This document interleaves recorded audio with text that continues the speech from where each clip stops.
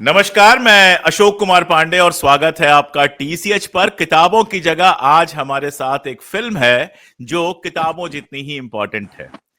जिस जमाने में, जिस दौर में लगातार नफरतें भरी हुई हैं, और नफरतों की जब मैं बात कर रहा हूं तो सिर्फ सड़क की नफरत की बात नहीं कर रहा, पॉलिटिक्स की नफरत की बात नहीं कर रहा। सिनेमा एक बहुत बड़ा मीडिया बना है जहर फैलाने का। जो पूरा औरंगजेब की कब्र वाला किस्सा महाराष्ट्र से लेकर पूरे देश में चला है, वो एक सिनेमा के बाद ही चला है। वैसे में हमारे दोस्त, हमारे अजीज अविनाश दास जी ने एक शानदार कोशिश की है, और ये कोशिश मेरे दिल के करीब इसलिए भी है कि जिनकी कहानियों पर की गई है। वसु मालवीय, मैं उनको जानता था। यश मालवीय उनके बड़े भाई, उनके छोटे भाई, वो पूरा परिवार मेरा बहुत अच्छा दोस्त रहा है। तो मेरे लिए थोड़ा इमोशनल मामला भी था उस फिल्म को देखना मेरे लिए अपने आप में एक बहुत व्यक्तिगत तरीके का अनुभव था। पुनर्वसु है हमारे साथ जिन्होंने इस फिल्म की कहानी लिखी है, और राजीव ध्यानी है जिन्होंने असल में चौंकाया कि he is a very good actor. हालांकि वो प्रणाम वाले कुंभ से हम लोग उनको जानते हैं, लगातार उनके वीडियोस ट्विटर पर, फेसबुक पर, यूट्यूब पर देखते रहते हैं, लेकिन एक टेढ़ा सा रोल था और उसको बहुत खूबसूरत निभाया हमारे मित्र, हमारे दोस्त राजीव ध्यानी जी ने। आप सबका बहुत बहुत स्वागत है। हम बात कर रहे हैं आज अभी हाल में रिलीज हुई फिल्म इन गलियों में की, और जो फिल्म दोबारा 4 अप्रैल से लगी हुई है हॉल्स में, पूरे देश में देखी जा रही है और लोग उसकी तारीफ कर रहे हैं। अविनाश भाई, ये फिल्म पूरी बनी कैसे? 4 कहानियां एक साथ, लखनऊ का सेटअप, और मैं जानता हूं आपसे मिलने आया था जब एक फिल्म के सिलसिले में मैं मुंबई आया था। मैं बड़ा एक्साइटेड था, लेकिन उसके बाद की कहानी आप जानते हैं कि फाइनेंसर महोदय ने जो चेंजेस करने को कहे वो मेरे बस की बात नहीं थी। तो मैं मुंबई से अपना झोला लेकर वापस लौट आया दिल्ली, अपने लिखने पढ़ने और बोलने की दुनिया में। तो बजट भी अपने आप में एक समस्या रही होगी। ऐसी फिल्मों को फाइनेंस करने वाले, प्रमोट करने वाले कम लोग मिलेंगे। आप नफरत वाली बनाते तो फिर तो आपको एक से एक लोग मिल जाते, लेकिन आप तो जेल भी जा चुके हैं, तो फिर आपसे ऐसी उम्मीद भी अब लोगों को नहीं होगी। अविनाश भाई, पहला सवाल आपसे, बिना सवाल के इस फिल्म के बारे में आप जो भी कहना चाहें, फिर चलेंगे पुनर्वसु की तरफ। शुक्रिया अशोक भाई। बहुत बढ़िया लग रहा है इस तरह ऑनलाइन हम लोग मिल रहे हैं और हमारी फिल्म के बहाने मिल रहे हैं। तो अलग अलग शहरों में होने, अलग अलग शहरों में होने के नुकसान है, वरना सबको मैं यहीं बुलाता और चाय पीते हुए हम लोग गप्पे करते, उसका मजा ही कुछ और होता है। बिल्कुल बिल्कुल। तो हमारी जो ये फिल्म है, दरअसल ये पुनर्वसु जो दिख रहा है स्क्रीन पे, उसकी जिद थी, उसका सपना था। और जिस तरीके का ओरिएंटेशन हम लोगों का रहा है, हमारा तो खैर मतलब सोशल ओरिएंटेशन रहा है, लेकिन पुनर्वसु का पारिवारिक ओरिएंटेशन भी उस तरह का रहा है कि हम लोग एक तरह से सोचते हैं समाज के बारे में, दुनिया के बारे में, राजनीति के बारे में। तो बेसिकली इस प्रोजेक्ट में मुझे लाया है पुनर्वसु। तो हम कह सकते हैं कि ये कुछ कहानियां, कुछ सपने लेकर के जब मुंबई आया था, तो पुनर्वसु को पता था कि क्या करना है, नहीं क्या करना है। हम लोग टकराते थे। मैं इसके नाटक देखने जाता था, और उसी में एक दिन इसने अपना एक नाटक दिखाया था। वो शायद 2021 की बात है, 2021 की बात है। उसका नाम था यू शेप की गली। और वो नाटक मुझे इतना मतलब अद्भुत लगा, क्योंकि उसका एक डायलॉग मुझे अभी भी याद है, जो उस नाटक में बोलता है कि एक भंगा बोलता है उस नाटक में कि अगर एक प्रधानमंत्री पागल हो सकता है, तो एक पागल प्रधानमंत्री क्यों नहीं हो सकता। क्या बात है, क्या तो इस तरह के बहुत सारे चुटीले संवादों के जरिए जो है आज की मतलब राजनीति पर टिप्पणी जो है वो नाटक कर रहा था। और उस समय मुझे एक हल्का सा ख्याल आया कि काश इस तरह की फिल्में बन सकती। लेकिन खैर हमारी अपनी दूसरी चीजें चल रही थी, और उसी बीच पुनर्वसु एक दिन आया और उसने कहा कि हमारी ये फिल्म बन रही है, प्रोड्यूसर मिल गए हैं, वगैरह वगैरह। और उसने मुझे बहुत मतलब एक लेवल का स्क्रीन पे भी पढ़वाया था। बहरहाल मैं एक दूसरी फिल्म कर रहा था अपनी, मैं शूट पे था, और अचानक इसका फोन आया कि क्या आप ये फिल्म डायरेक्ट कर सकते हैं। तो हमने कहा कि यार देखो, हमारी अपनी अलग तरह की स्ट्रगल होती है सिनेमा को लेकर के, कहानी को लेकर के, लेकिन ये कहानी ऐसी है जिससे जुड़ना मुझे मतलब बड़ा मजा आएगा। मुझे लगेगा कि मैं एक अच्छी फिल्म का हिस्सा रहूं। तो जब मैं शूट से लौटा, फिर मैं इनके प्रोड्यूसर से मिला, और ऑन बोर्ड आने के बाद हम लोगों ने काफ़ी दिन एक साथ स्क्रिप्ट पे गुजारा और इस तरह आपके सामने ये फिल्म है। तो ये सब जो है क्रेडिट पुनर्वसु का है। पुनर्वसु, मैं क्या कहूँ, अभी आपका पूरा परिवार मेरे लिए भी परिवार जैसा रहा है। उमाकांत जी को तो मैंने नहीं देखा है, लेकिन यश भाई बड़े भाई की तरह है। मुझे लगता है कि पिछले 20-25 वर्षों से यश भाई से लगातार मुलाकातें, बातें होती रही हैं। अंशु, जब हम गोरखपुर में पढ़ते थे तो पहली बार कविता पाठ करने के लिए गोरखपुर आया था और तब से हम लोगों की दोस्ती है। आपके पिताजी से सीधी मुलाकात तो नहीं है, लेकिन उनका मुंबई जाना, मुंबई में जो घटना हुई, वो सारा कुछ हम लोगों को पता था। उस समय हम लोग जानते थे। एक बार मैंने आपके पिताजी का लिखा एक जगह पढ़ा था, मेरे ख्याल से इतिहास बोध में या कहीं मैंने पढ़ा था, कि उन्होंने लिखा था कि जब मंदिर के सामने कुछ बूढ़े लोग झुके होते हैं तो मुझे लगता है उनके ऊपर तरस दया नहीं आती है, लगता है कि चलो उनकी मजबूरी है। लेकिन जब किसी युवा को मैं मंदिर के सामने झुका हुआ देखता हूं तो मुझे गुस्सा भी आता है और दया भी आती है। तो वसु की कहानियां और वसु जिस तरह के मनुष्य थे, मुंबई गए थे, आपका नाम भी पुनर्वसु रखा गया। उसके बाद आप मुंबई गए और आपने सिनेमा बनाने में कामयाबी हासिल की और बहुत सुंदर सिनेमा बनाया है। इस पूरी यात्रा पर आप जो कहना चाहें, बिल्कुल बिना किसी सवाल के जो अपनी बात रखना चाहें, सवाल अगले दौर में पूछ लूंगा। सबसे पहले तो थैंक यू सर कि मुझे आपने ऐसे बुलाया। ये सारे जो अनुभव हैं बहुत नए हैं और कोई भी एमेचर आदमी नई चीज़ों को कैसे देखता है, कैसे समझता है, मैं सारी ही चीज़ों को वैसे ही देख रहा हूँ। कई बार खुद भी कुछ फ़िल्टर आप लगा लेते हैं अपने दिमाग में कि क्या बोलना है, क्या कैसे रखनी है चीज़ें। पर मैं कोशिश करता हूँ कि जितना ऑनेस्ट मैं रह पाऊँ। रही इस फ़िल्म की बात, तो इस पे पहले भी नाटक खेले जा चुके हैं। जब पापा थे तब भी कबीर नाम से नाटक हुआ था और मुंबई में भी मैंने नाटक किया। और नाटक ये बहुत मतलब नेचुरली फ़िल्म की तरफ होता गया, मतलब बहुत कोशिश मैंने नहीं की। और जब अविनाश सर से मेरी मुलाकात हुई तो बहुत अनसेड एक सामंजस्य बन गया। मतलब हमने कभी आपस में बहुत फ्रिक्शन नहीं देखा। मैं कल एक इंटरव्यू सुन रहा था तिग्मांशु सर का, जिसमें वो कह रहे थे कि अगर राइटर डायरेक्टर एक ही व्यक्ति हो तो बहुत सोने पे सुहागा वाली बात होती, क्योंकि वो मतलब ज़्यादा बेहतर से समझ सकता है। मैंने कल सुनते समय भी महसूस किया कि मेरे और अविनाश सर में मतलब हम लोग दो अलग लोग हैं, पर हम दोनों बहुत एक दूसरे की बात बेहतर तरह से समझते हैं। तो मैं जब भी कोई फिल्म देखता हूँ और कोई सीन देखता हूँ तो मुझे पुरानी मेमोरी याद आती है कि हम कैसे सीन तैयार कर रहे थे। तो हाँ, मतलब मेरा यही है कि मुझे I am enjoying this experience. मुझे मज़ा आ रहा है कि फ़िल्म बाहर आ गई है। जिस जगह पे हम लोग रहते हैं बॉम्बे, वहाँ पे सबसे बड़ा स्ट्रगल एक यही होता है कि काम बाहर आना, तो एक अलग तरह की खुशी होती है। राजीव भाई, आपके पास आ रहा हूं। ये एक्टिंग की एकदम से क्या सूझी, और वो भी एकदम जावेद जाफरी जैसे एक्टर के सामने। मतलब जावेद भाई को लोगों ने डांस करते हुए बहुत देखा, हम लोग तो बूगी वूगी से देखा करते थे, और इस फिल्म में तो एकदम वो नए जावेद जाफरी हैं। और मतलब अविनाश को खास तौर पे मैं इस बात के लिए बधाई देना चाहूंगा कि उनके भीतर का जो एक्टर है उसको इस रूप में वो सामने लेके आए। तो जावेद से तो खैर उम्मीद करते हैं, इतने सीनियर एक्टर हैं। बाकी भी जो एक्टर्स थे, डायरेक्टर से मतलब अविनाश से बात करेंगे उनके बारे में। लेकिन आपको क्या सूझी बैठे बिठाए एक्टिंग करने की, और इतनी अच्छी एक्टिंग कर कैसे ली? लखनऊ में थी इसलिए, या कहानी दिल तक पहुंच गई थी? नहीं, वो इसका पूरा या श्रेय या अविनाश जी को। या एक्टिंग की कोई पुरानी ट्रेनिंग है जो हम लोगों को नहीं पता थी? जी। नहीं, एक्टिंग की मेरी कोई ट्रेनिंग नहीं है और मुझे लगता है कि स्कूल के बाद से मैं कभी थिएटर पर कोई मेरा ओरिएंटेशन नहीं रहा, बल्कि मैं बहुत अच्छा श्रोता दर्शक भी नहीं रहा हूँ थिएटर का, क्योंकि बहुत ज्यादा समय मिल नहीं पाता था। अच्छे नाटक लखनऊ में मंचित होते रहे हैं, लेकिन बहुत ज्यादा नाटक में देख नहीं पाता था। मुझे याद है कि करीब 5 साल पहले या 4 साल पहले मैंने अपना आखिरी नाटक देखा होगा, जो दयाशंकर की डायरी था, बड़ा प्रसिद्ध नाटक है। हुआ यूं कि फिल्म शुरू होने से 2 महीने पहले मार्च 23 में शायद अविनाश जी का एक दिन फोन आया और उन्होंने बताया कि हम लखनऊ में, अब मैं अपनी अगली फिल्म शूट करने जा रहा हूँ, उसको लखनऊ में हम शूट करेंगे। तो मुझे लगा बहुत अच्छी बात है, तो शायद ये सिर्फ सूचना के लिए होगा। लेकिन अगला जो वाक्य था उनका वो ये था कि हम आपको इस फिल्म से जोड़ना चाहते हैं।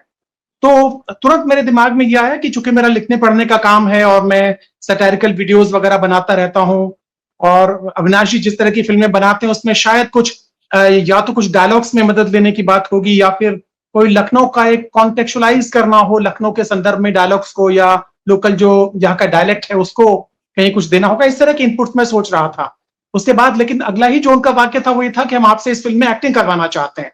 तो मैंने कहा नेकी और पूछ पूछ, हिंदुस्तान में किसी को अगर क्रिकेट और राजनीति से क्रिकेट और फिल्म से किसी भी तरह से जोड़ने का मौका मिले तो चुकेगा नहीं। तो मैंने तो धन्यवाद दिया तुरंत इन्हें, और उसके बाद ये यात्रा शुरू हो गई।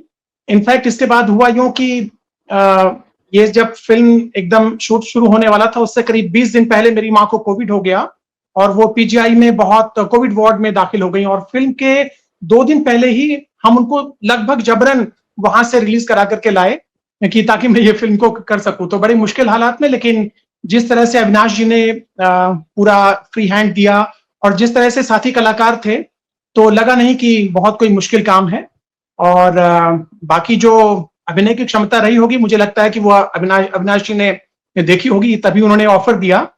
और मुझे ये लगता है मेरा जो ओरिएंटेशन या मेरी जो जानकारी है फिल्मों की वो ये है कि फिल्म पूरी तरह से डायरेक्टर का मीडिया है। तो जो डायरेक्टर बताता है, जो वो चाहता है, अगर सिंपली आप उतना करते जाते हैं तो आप कुछ ना कुछ कर ले जाएंगे।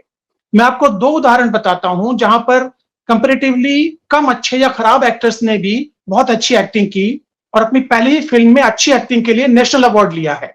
जितेंद्र की पहली फिल्म थी, वी शांताराम का निर्देशन था, और जितेंद्र पहली ही फिल्म में बेस्ट एक्टर का नेशनल अवार्ड ले गए। मिथुन चक्रवर्ती जो बाद के वर्षों में अच्छे एक्टर निकल करके आए, लेकिन बीच के समय में बहुत अच्छे एक्टर नहीं जाने और माने गए, उनकी पहली फिल्म मृगया के लिए उनको नेशनल अवार्ड मिला एक्टिंग के लिए। तो मुझे लगता है कि फिल्म, वाकई मेरी जो जानकारी थी कि फिल्म डायरेक्टर का मीडिया है, इस फिल्म में काम करने के बाद से पूरा मेरा विश्वास स्थापित हो गया है कि वाकई ये डायरेक्टर का ही मीडिया, और डायरेक्टर चाहे तो वो गधे को भी घोड़ा बना सकता है। अविनाश भाई, स्कूल में मैंने भी एक्टिंग की है, दिल्ली में अगर शूट करना तो याद रखना। अच्छा, एक्टर्स पे ही बात चल रही है। एक्टर्स का जो आपने चुनाव किया, जैसे भाग्यश्री की बिटिया थी, नाम मुझे कम याद रहते हैं, नसीर साहब के बेटे थे, कहा गया एक तरह का नेपोटिज्म भी है। किसी ने लिखा था कि वसु भाई के बेटे हैं, नसीर के बेटे हैं, भाग्यश्री की बिटिया है, लेकिन खैर वो सब बेकार की बातें हैं। जो मैं कहना चाह रहा था कि आपने सुशांत को लिया, आपने इन लोगों को लिया, जावेद जाफरी को उस रोल के लिए लिया। हालांकि एक क्षण के लिए मुझे लगा था कि यार अगर नसीर साहब होते इस रोल में तो क्या होता। लगता है एक क्षण को किसी को भी लगता है देखकर। एक्टर्स का चुनाव आपने जो किया था, बहुत बड़े नाम तो नहीं थे, लेकिन मैं बिल्कुल मतलब जितनी मेरी फिल्म की समझदारी है उससे कह सकता हूं कि सबने अपने अपने रोल को जिया। जो रोल दिया गया था, ऐसा लग रहा था कि हर आदमी अपनी फिल्म समझ के कर रहा है, प्रोफेशनल तो होते ही हैं, और बहुत खूबसूरत तरीके से जिया। एक छोटा सा रोल था जिसमें एक साहब जो पागल बने हुए थे, क्या अद्भुत एक्टिंग की है। वो आखिरी जो उनका डायलॉग है, मैं ढूंढने जा रहा हूँ, भारत को ढूंढने जा रहा हूँ, वो अद्भुत है। और पूरे समय जो उनका चेहरे का भाव जिस तरह से था, तो कमाल का, मतलब थिएटर और फिल्म के बीच में जैसे आवाजाही हो रही थी। इसके पहले आपने स्टार्स के साथ भी काम किया है, और अभी आपने उसी स्टार का नाम लेकर ये भी कहा कि हमारे जैसे लोगों को काम नहीं मिलता है। तो कैसे मतलब ये एक्टर्स का सिलेक्शन करने के पीछे क्या था? नहीं, देखिए होता क्या है ना कि जब प्रोड्यूसर ऑन बोर्ड लेते हैं हमारे जैसे लोगों को, तो इसलिए भी लेते हैं कि भाई हमारे नाम पे कुछ अच्छे एक्टर्स काम करने के लिए तैयार हो जाते हैं। तो इतनी क्रेडिबिलिटी तो जो है बन गई है कि सलमान खान या शाहरुख खान नहीं, लेकिन जावेद जाफरी और सुशांत जैसे लोग हमारे कहने से किसी प्रोजेक्ट में आ जाते हैं। तो होता क्या है ना कि आपने बहुत अच्छी बात की कि जावेद जाफरी की जगह अगर नसीर भाई होते तो क्या ही बात होती। मेरा ये मानना है कि बहुत सारे एक्टर्स जो कि एक तरह की एक्टिंग के लिए जाने जाते हैं, टाइप कास्टिंग वाला जो एक्टर है, हाँ, चूंकि वो एक्टर हैं, उनको दूसरे तरीके से भी एक्सप्लोर करना चाहिए, नए तरीके से भी एक्सप्लोर करना चाहिए। जैसे आप ने अनारकली ऑफ आरा देखी है, तो उसमें संजय मिश्रा ने जो काम किया है उससे पहले उस तरह का काम उन्होंने नहीं किया है, निगेटिव शेड का, है ना, कॉमिकल काम उनका रहा है। जावेद साहब का भी लगभग वही रहा है। तो एक तो थोड़ा पटरी से उतारने का मुझे शौक है एक्टर्स को, इस वजह से भी सबको। और नहीं, आपका ये शौक बहुत पुराना है और सिर्फ एक्टर्स तक महदूद नहीं है, ये सब मत कहिए, मैं जानता हूँ जी। तो मतलब वसु भाई की एक कविता है, मैं उसको पढ़ता हूँ कि कुछ सपने धारावाहिक से आकर चले गए। तुमको याद है पुनर्वसु? कुछ सपने धारावाहिक से आकर चले गए, हम केवल दर्शक थे, केवल मंच हमारा था। उन दृश्यों को हमने अपनी आंख उतारा था। कुछ गायक आए और हमको गाकर चले गए। कुछ सपने धारावाहिक से आकर चले गए। और उसकी अगली पंक्तियां कि कई कई अंकों में हमको यूं ही बटना था। पूर्व कथा निर्धारित मुद्रा क्रमशः घटना था। भाषा के जादूगर सब उलझाकर चले गए। कुछ सपने धारावाहिक से आकर चले गए। तो जो है मेरी इस फिल्म में कोशिश ये थी कि भाई साधारण से भी अति साधारण अगर कुछ हो सकता है तो इस कहानी को उस तरीके से लेकर हम चलें, और ऐसे ही किरदार जो है बहुत सामान्य किस्म के हो। कई बार लगे ऐसा कि ये दरअसल एक्टर नहीं है, जो जैसा जीवन इनका मतलब नॉर्मली अपने लोगों के इर्द गिर्द होता है वैसे ही हमारे मंच पे रहे। इसी वजह से हमने राजीव जी को बोला था। इन्होंने जब पूछा था कि मेरा कोई ट्रेनिंग नहीं, ये नहीं, वो नहीं है, तो मैंने कहा जैसे आप हैं ना, जैसे हमसे बात कर रहे हैं वैसे ही ऑन स्क्रीन भी आप बात करिएगा, इससे अलग कुछ करने की जरूरत नहीं। इसी वजह से हमने हिमांशु को भी कहा कि भाई एक सीन में हमारे साथ रहो। फिर हमारी दोस्त जिनसे मैं आप ही के बेकरी में मिला था पहली बार, मेडूसा है ना, पहली बार आपने ही मिलवाया था उनसे। जी जी, तो जी। उनको भी हमने आग्रह किया था कि आप आओ, और सब आए और सबने बहुत कायदे से एंजॉय किया। मतलब आपने बहुत अच्छी बात कही कि सबने अपनी फिल्म मान करके इसमें काम किया। जिनका काम नहीं भी होता था वो किनारे बैठ करके मतलब शूटिंग स्पेस से बाहर अपनी बातें करते थे, क्योंकि बातों में मतलब बहुत तरह की चीजें उनके बीच होती थी। राजीव ध्यानी और जावेद साहब तो बहुत सारी चौकड़ी इन्होंने लगाई। तो कुल मिलाकर के बेसिकली ये मिला जुला एफर्ट था सिनेमा बनाने का। सबने बनाया इस सिनेमा को। सबसे ज्यादा अगर पुनर्वसु ने बनाया तो लगभग सबने बनाया है इस फिल्म को।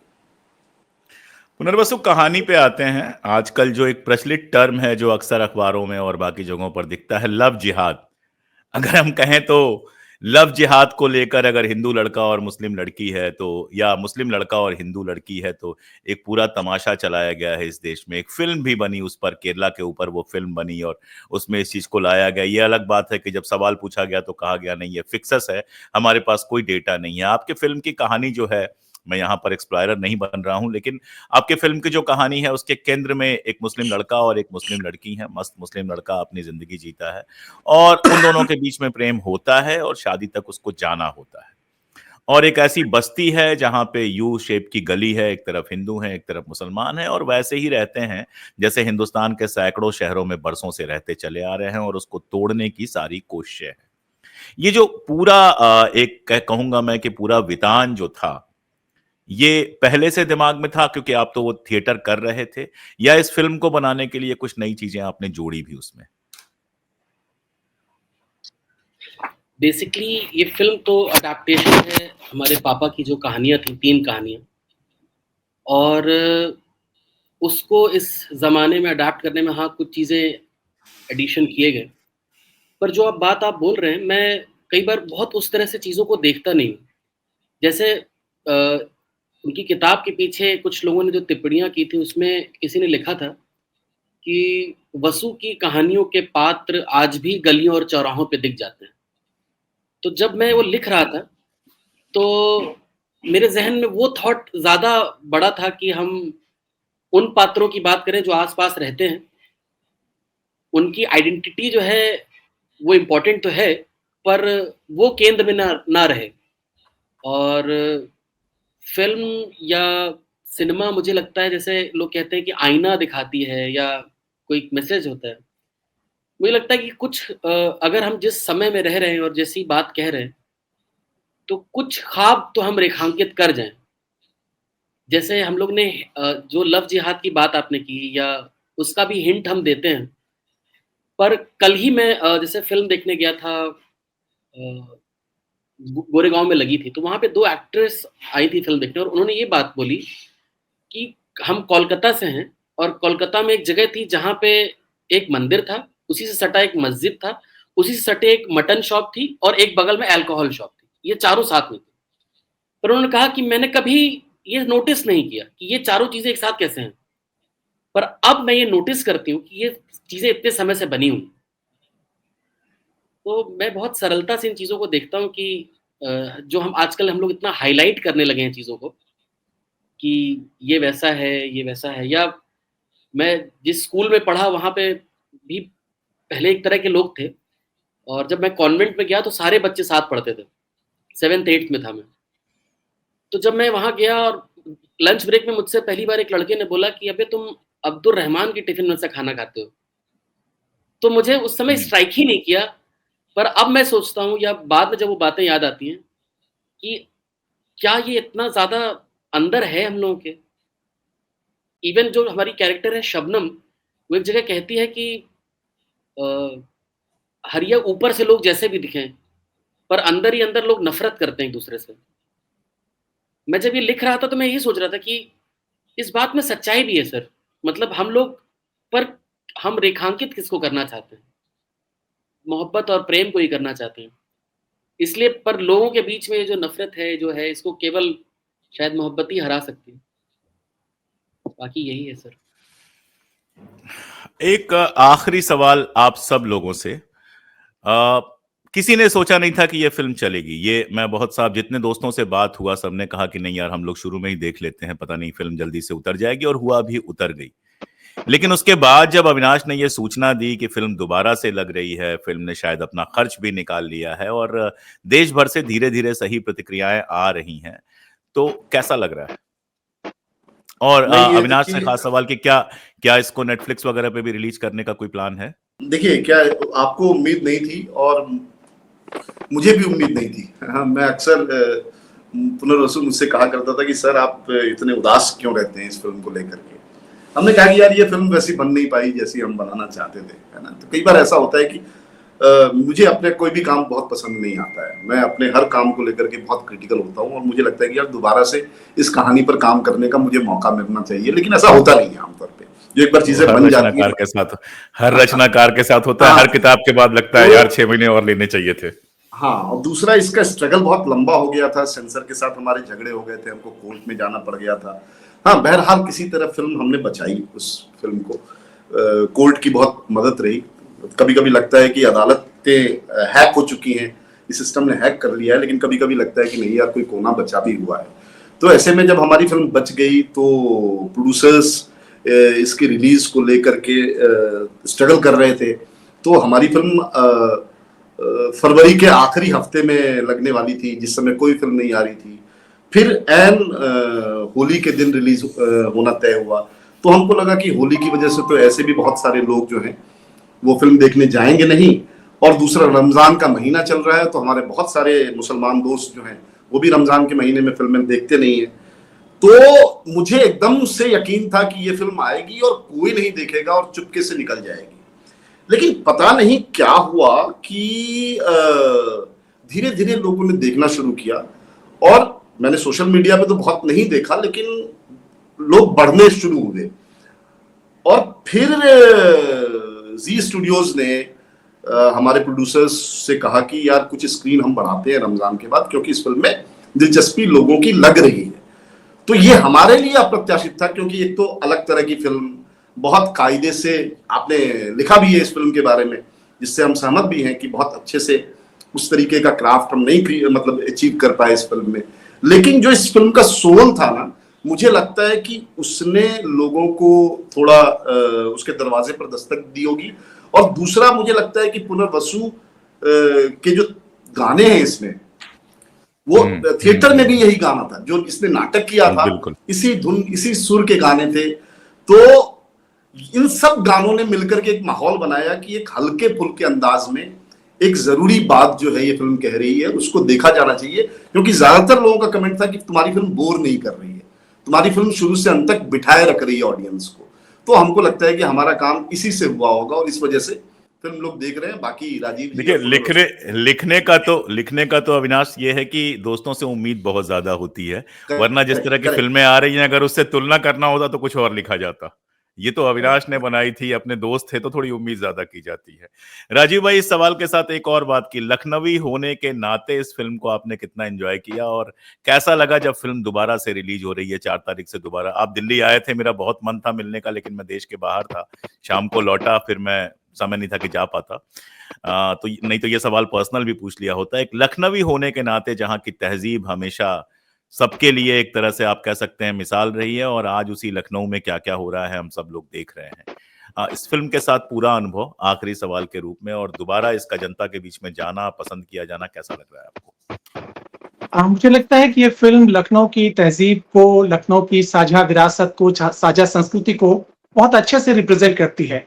अगर मैं अपने कैरेक्टर को लूं तो मेरा कैरेक्टर जो गुप्ता जी है वो एक मध्यम आय वर्ग का, मिडिल या अपर कास्ट का कोई व्यक्ति है, मिडिल एज्ड व्यक्ति है, और जिस तरीके से वो शुरुआत में एक साझेपन में, आपसदारी में पला बढ़ा है, मिर्जा का, यूसुफ का, आसिफ का दोस्त है, एक साथ चाय की दुकान पर अड्डेबाजी करते हैं सब लोग मिल करके, लेकिन एक वहां पर जो एंटागनिस्ट है उसका प्रवेश होता है, कुछ अफवाहें आती हैं और कुछ गलतफहमियां होती हैं, और उसके बाद वो थोड़ा सा भटक जाता है अपने रास्ते से।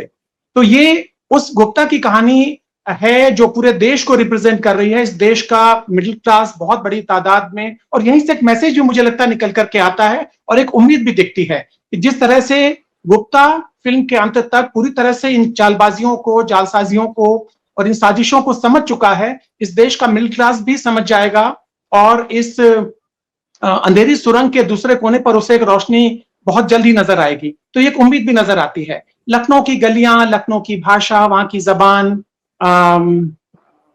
वहां की आपसदारी बहुत अच्छे से इस फिल्म में दिखाई देती है। और फिल्म की मुझे उम्मीद थी कि फिल्म को तो शायद और ज्यादा भी चलना चाहिए, क्योंकि फिल्म के निर्माण के पूरे प्रोसेस में मैं कहीं ना कहीं संपर्क में रहा या शामिल रहा, अविनाश जी के साथ में संपर्क में भी लगातार बना रहा, तो उम्मीद तो थी कि फिल्म चलेगी। यही आपका सवाल था ना? शायद दूसरा सवाल ये था कि फिल्म चल रही है तो कैसा लग रहा है।